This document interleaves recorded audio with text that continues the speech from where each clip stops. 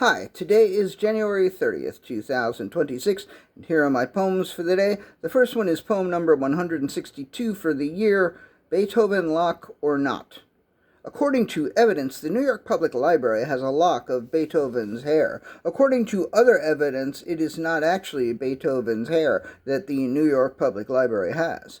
I like to go with the evidence, but I don't know which evidence to go with. I could follow the money, but I don't know where the money went. I could interview witnesses and eliminate suspects, except I can't because there are no witnesses and there are no suspects. Either the lock of hair is Beethoven's or it isn't. Unless, like Schrödinger's cat, the lock exists in some kind of quantum reality wherein it both is and isn't Beethoven's. Poem number 163, Symphonic Earworm. For more than a year now, there has been a bit of music going through my head. I believe I first heard it when I was around 10, and it was used in a commercial for the New York Public Library. At some point, I became convinced that the music is the opening bars of one of the movements of one of Beethoven's symphonies, but a few months ago, I listened to all 9 of Beethoven's symphonies, and I did not hear the music that has been going through my head.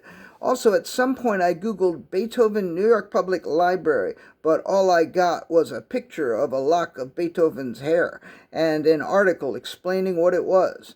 I don't want to have to listen to every goddamn piece of music that Beethoven ever composed, because what if I still don't find it, because it turns out the music is actually Stravinsky or something? I bet if I just sang it to someone who knows a lot of Beethoven, they could tell me what it is, unless, of course, it's actually by Stravinsky.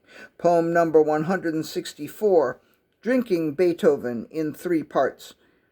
1. She thought that Drinking Beethoven was an excellent title for her new film, even though it featured but a single Beethoven sonata and only occasional drinking.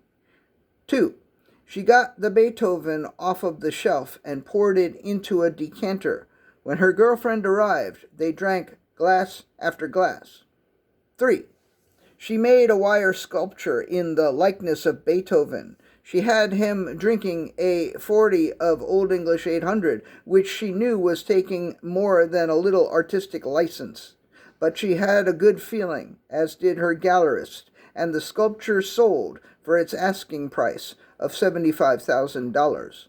Poem number 165, Schroeder.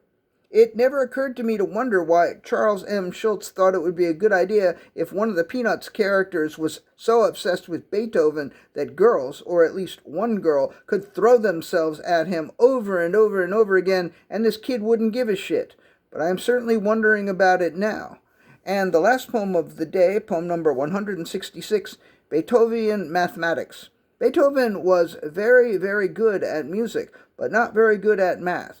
He could add, but he couldn't divide or multiply. If he wanted to know how much 16 times 7 was, he would write 7 16s in a column and add them. If he wanted to know what 196 divided by 3 was, I don't know what he would do.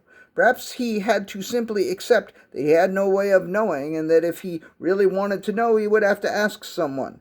But if he asked someone after the year 1815, they would have to write the answer down, because by that time, Beethoven was deaf. No one speaks of Beethoven mathematics, but if anyone ever were to do so, they would be speaking of a very simple form of mathematics indeed. All right, that's it. Thank you. I appreciate you.